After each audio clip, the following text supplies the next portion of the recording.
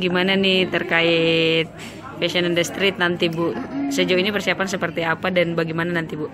Ya, jadi pada hari Minggu nanti tanggal 30 April itu kami dari Ikatan Alumni SMA Kartika Makassar akan mengadakan Fashion on the Street itu juga dalam rangka Hari Kartini dan juga untuk mendukung program pemerintah Kota Madia Makassar dalam rangka Go Green.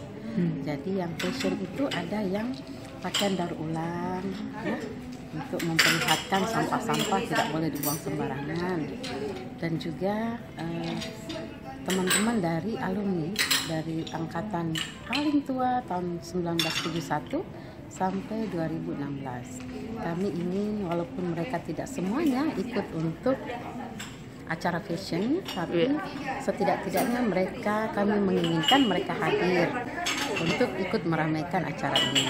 Kalau sejauh ini sudah seperti apa komunikasi alumni Bu? Oh ya, alhamdulillah sudah terjalin karena adanya Facebook dan ada WA tiap angkatan.